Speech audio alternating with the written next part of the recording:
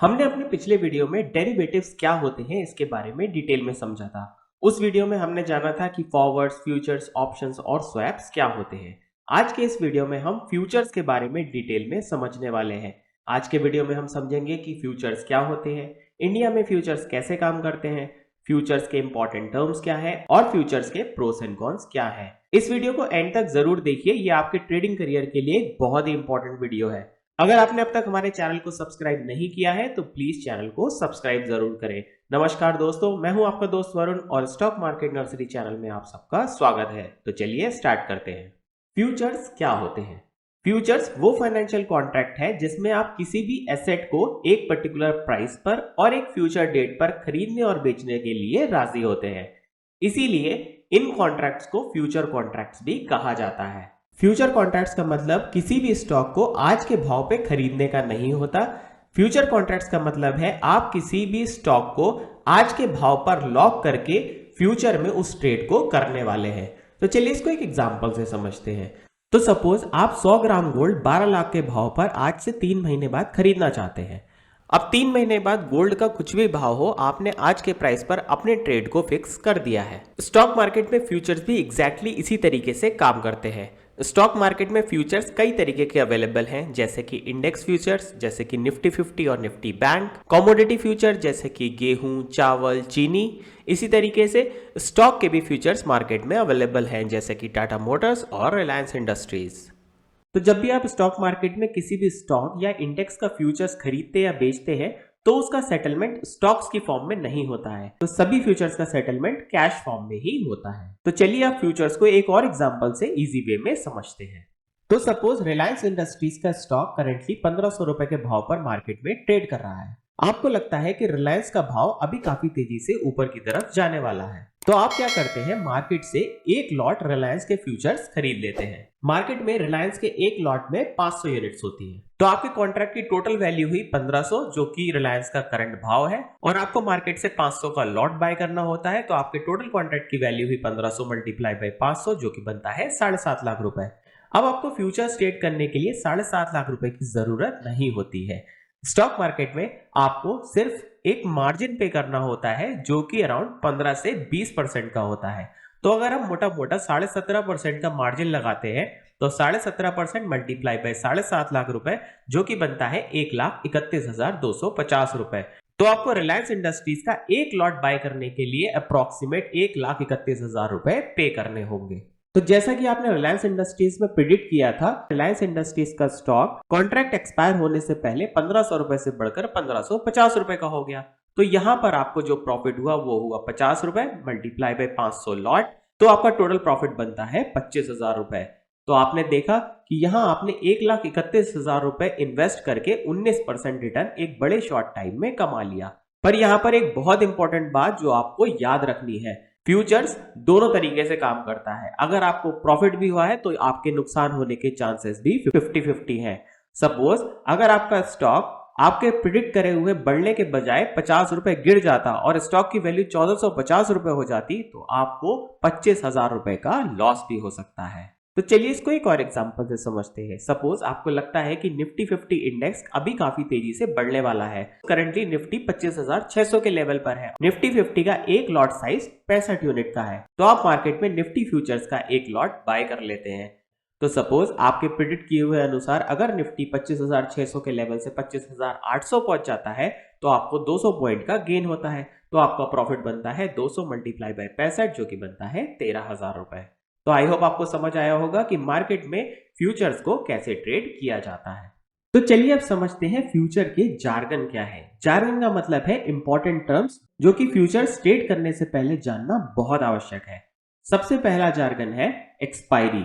हर एक future contract की एक एक्सपायरी डेट होती है। ये एक्सपायरी डेट हर महीने के आखिरी ट्यूसडे पर आती है। तो जैसा कि आप देख सकते हैं, करंट मंथ चल रहा है फरवरी का आखिरी मंगल की तारीख है 24 तारीख। तो फरवरी का फ्यूचर 24 तारीख को एक्सपायर हो जाएगा। मार्केट में 3 तरीके के फ्यूचर कॉन्ट्रैक्ट्स हमेशा अवेलेबल रहते हैं। इन कॉन्ट्रैक्ट्स का नाम है नियर मंथ, जो कि करंट मंथ का कॉन्ट्रैक्ट होता है। दूसरा होता है नेक्स्ट मंथ, जो कि अगले मंथ का कॉन्ट्रैक्ट होता है। और तीसरा कहलाता है फार मंथ कॉन्ट्रैक्ट, जो कि नेक्स्ट टू नेक्स्ट मंथ का फ्यूचर कॉन्ट्रैक्ट होता है। तो जैसा कि आप इस इमेज में देख सकते हैं, यहाँ पर 3 तरीके के इंडेक्स फ्यूचर्स अवेलेबल है। पहला 24 फरवरी को एक्सपायर होने वाला है, नेक्स्ट मंथ का 30 मार्च को एक्सपायर होगा और नेक्स्ट टू नेक्स्ट मंथ का फ्यूचर कॉन्ट्रैक्ट 28 अप्रैल को एक्सपायर हो जाएगा। तो जैसे ही आपका फ्यूचर कॉन्ट्रैक्ट एक्सपायर होता है, आपका प्रॉफिट और लॉस कैश में सेटल हो जाता है। तो जिस भाव पर भी आपने फ्यूचर कॉन्ट्रैक्ट्स को बाय या सेल किया था, उसके प्राइस से और आज के प्राइस का डिफरेंस आपके ट्रेडिंग अकाउंट से क्रेडिट या डेबिट ऑटोमेटिकली हो जाता है। तो आई होप आपको समझ आया होगा कि एक्सपायरी आखिर होती क्या है। नेक्स्ट जार्गन है लॉट साइज। फ्यूचर्स कभी भी सिंगल शेयर्स में ट्रेड नहीं किए जाते। जैसा कि हमने पीछे भी डिस्कस किया था, आपको कोई भी फ्यूचर कॉन्ट्रैक्ट बाय या सेल करने के लिए एक लॉट को ट्रेड करना पड़ेगा। फॉर एग्जाम्पल, रिलायंस इंडस्ट्रीज का लॉट साइज 500 का है, निफ्टी 50 इंडेक्स का लॉट साइज 65 यूनिट का है और निफ्टी बैंक का लॉट साइज 30 यूनिट का है। तो अगर इसको हम सिंपल टर्म्स में समझें, तो अगर आप मार्केट से रिलायंस इंडस्ट्रीज के एक फ्यूचर कॉन्ट्रैक्ट को बाय करना चाहते हैं, इसका मतलब है आप रिलायंस इंडस्ट्रीज के 500 शेयर्स पर ट्रेड कर रहे हैं। नेक्स्ट जार्गन है मार्जिन। तो जैसे कि हमने अपने पिछले एग्जांपल्स में डिस्कस किया था कि आपको रिलायंस इंडस्ट्रीज का फ्यूचर ट्रेड करने के लिए सिर्फ 1,31,000 रुपए की जरूरत है, वो अमाउंट कहलाता है मार्जिन मनी। तो जब भी आप फ्यूचर कॉन्ट्रैक्ट्स को बाय या सेल करते हैं, तो आपको उस कॉन्ट्रैक्ट का फुल अमाउंट पे नहीं करना होता, आपको उसका एक छोटा सा पार्ट पे करना होता है, जिसको कहा जाता है मार्जिन मनी। तो मार्जिन मनी एक तरीके का सिक्योरिटी डिपॉजिट होता है, जो कि स्टॉक के फ्यूचर टोटल अमाउंट का 10 या 20% डिपेंडिंग ऑन द स्टॉक हो सकता है। नेक्स्ट जार्गन है मार्क टू मार्केट। तो रोजाना के बेसिस पर जब भी आप एक फ्यूचर को बाय या सेल करते हैं, तो डे एंड पर उस फ्यूचर का जो भी प्राइस होता है, उसके अकॉर्डिंग आपका प्रॉफिट और लॉस आपके ट्रेडिंग अकाउंट में से कैश बेसिस पर डिडक्ट या क्रेडिट कर दिया जाता है। फॉर एग्जाम्पल, अगर आपने 1500 रुपए पर रिलायंस के फ्यूचर्स बाय किए हैं, जैसा कि आप जानते हैं रिलायंस का लॉट साइज 500 शेयर का है, तो अगर नेक्स्ट डे रिलायंस के फ्यूचर्स का प्राइस बढ़कर 1520 रुपए हो जाता है, तो आपका डे एंड पर जो प्रॉफिट होगा वो बनेगा 20 इंटू 500 यानी कि 10,000 रुपए। तो डे एंड पर आपका कमाया हुआ प्रॉफिट आपके ट्रेडिंग अकाउंट में रखे हुए कैश में क्रेडिट कर दिया जाएगा।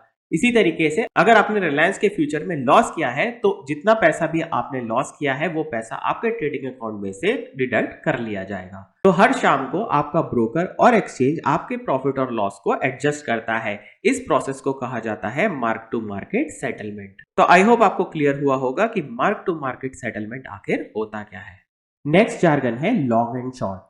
तो सपोज अगर आपको लगता है किसी भी स्टॉक का प्राइस काफी तेजी से बढ़ने वाला है, तो उस टाइम पर आपको फ्यूचर्स बाय करने चाहिए। इस प्रोसेस को कहा जाता है लॉन्ग करना। और इसी तरीके से अगर आपको लगता है किसी स्टॉक का प्राइस गिरने वाला है, तो आप उस पर्टिकुलर स्टॉक के फ्यूचर्स को सेल कर सकते हैं। इस प्रोसेस को कहा जाता है शॉर्ट करना। तो यहाँ हम कह सकते हैं कि फ्यूचर्स के पास एक बहुत ही इंपॉर्टेंट क्वालिटी होती है, जिसे हम पावर ऑफ फ्यूचर भी कहते हैं। वो ये है कि आप किसी भी पर्टिकुलर स्टॉक के फ्यूचर्स को पहले बेच सकते हैं और उसके बाद खरीद सकते हैं। ऐसा बिल्कुल नहीं है कि आपको पहले खरीदना ही होगा, उसके बाद ही आप बेच सकते हैं। फ्यूचर्स में आप किसी स्टॉक के फ्यूचर्स को पहले बेच सकते हैं और उसके बाद खरीद सकते हैं। तो चलिए अब समझते हैं कि लोग फ्यूचर्स को ट्रेड क्यों करते हैं। तो फ्यूचर्स को ट्रेड करने का सबसे पहला और मोस्ट इंपॉर्टेंट रीजन है हेजिंग। स्टॉक मार्केट में बहुत सारे ट्रेडर्स और बहुत सारे ऑर्गेनाइजेशन मार्केट रिस्क से अपने को प्रोटेक्ट करने के लिए फ्यूचर्स में ट्रेड करते हैं। तो सपोज आपके पास 10 लाख रुपए के स्टॉक्स आपके पोर्टफोलियो में अवेलेबल है। आपको लगता है कि मार्केट काफी तेजी से नीचे गिर सकता है, तो उस पर्टिकुलर कंडीशन में आप अपने स्टॉक पोर्टफोलियो को हेज यानी कि सुरक्षित रखने के लिए निफ्टी के फ्यूचर्स को मार्केट में शॉर्ट कर सकते हैं। तो जब भी आप मार्केट में फ्यूचर्स को शॉर्ट करते हैं, तो अगर मार्केट आपके अकॉर्डिंग गिरता है, तो आपके लॉसेस रिड्यूस हो सकते हैं, क्योंकि जो आपने मार्केट में निफ्टी फ्यूचर्स को शॉर्ट किया है वो आपको प्रॉफिट कमा के देगा। वहीं आपका जो स्टॉक पोर्टफोलियो है वो मार्केट गिरने की वजह से नीचे की तरफ जाने लगेगा। तो इस तरीके से आप फ्यूचर्स की मदद से अपने पोर्टफोलियो को हेज यानी कि सुरक्षित कर सकते हैं। दूसरा और बहुत ही इंपॉर्टेंट रीजन है स्पेक्यूलेशन। स्टॉक मार्केट में बहुत सारे ट्रेडर्स प्रॉफिट कमाने के लिए भी फ्यूचर्स में ट्रेड करते हैं, क्योंकि फ्यूचर्स में आप बाय और सेल दोनों कर सकते हैं। तो जब भी मार्केट ऊपर जाता है, तो लोग निफ्टी के फ्यूचर्स में लॉन्ग करते हैं, और अगर लगता है लोगों को कि मार्केट नीचे जाने वाला है, तो वो निफ्टी के फ्यूचर्स को शॉर्ट करके पैसा कमा सकते हैं। तो चलिए अब बात करते हैं फ्यूचर्स के एडवांटेजेस और डिसएडवांटेजेस की। सबसे पहले बात करते हैं फ्यूचर्स के एडवांटेजेस। फ्यूचर्स का सबसे पहला और मोस्ट इंपॉर्टेंट एडवांटेज है कि आप फ्यूचर्स में दोनों साइड पर ट्रेड कर सकते हैं। आप लॉन्ग भी कर सकते हैं और आप फ्यूचर्स को शॉर्ट भी कर सकते हैं। फ्यूचर्स आपको लेवरेजिंग का पावर देता है कि आप बड़े अमाउंट की ट्रेड को एक स्मॉलर मनी यानी मार्जिन से भी कंट्रोल कर सकते हैं। फ्यूचर्स बहुत ही ज्यादा लिक्विड होते हैं, जैसे कि निफ्टी और बैंक निफ्टी। और चौथा और मोस्ट इंपॉर्टेंट एडवांटेज है कि फ्यूचर्स मार्केट में हेजिंग और पोर्टफोलियो प्रोटेक्शन के लिए यूज किए जाते हैं। तो फ्यूचर्स में जहां एडवांटेज भी है तो वहां पर डिसएडवांटेज भी है। तो पहला और सबसे इंपॉर्टेंट डिसएडवांटेज है लेवरेजिंग। तो लेवरेजिंग जहां एक एडवांटेज भी है वहीं एक डिसएडवांटेज भी है। डिसएडवांटेज इसलिए है क्योंकि अगर मार्केट आपके प्रेडिक्शन के अनुकूल ना जाकर के ऑपोजिट साइड चला जाता है तो आपके लॉसेस भी काफी बड़े हो सकते हैं। आपको मार्जिन मनी डेली बेसिस पर मेंटेन करना पड़ता है, जिसे मार्क टू मार्केट सेटलमेंट भी कहते हैं। तीसरा डिसएडवांटेज है कॉन्ट्रैक्ट्स की एक एक्सपायरी होती है। आप उसे हमेशा तक के लिए होल्ड करके नहीं रख सकते। जब भी कॉन्ट्रैक्ट एक्सपायर होते हैं और अगर आपको अगले महीने का कॉन्ट्रैक्ट खरीदना होता है तो इस प्रोसेस को कॉन्ट्रैक्ट रोल ओवर भी कहा जाता है। चौथा डिसएडवांटेज है कि आपको फ्यूचर ट्रेड करते समय अपना इमोशनल कंट्रोल और कांस्टेंट मॉनिटरिंग करना बहुत जरूरी है। तो आई होप आपको समझ आया होगा कि फ्यूचर्स आखिर होते क्या है, इंडिया में फ्यूचर्स किस तरीके से ट्रेड किए जाते हैं, फ्यूचर्स के एडवांटेजेस और डिसएडवांटेज क्या है, और साथ ही साथ आपने फ्यूचर्स के कुछ इंपॉर्टेंट टर्म्स को अच्छे से समझा होगा। तो अगर आपको ये वीडियो पसंद आया तो प्लीज इस वीडियो को लाइक जरूर करें। अगर आपका कोई भी फीडबैक है तो हमें कमेंट सेक्शन में जरूर लिखिए। अगर आपने अब तक हमारे चैनल को सब्सक्राइब नहीं किया है तो प्लीज चैनल को सब्सक्राइब जरूर करें। आप हमारे इंस्टाग्राम, एक्स और लिंक्डइन चैनल पर भी कनेक्ट कर सकते हैं। Thank you for watching. Happy investing.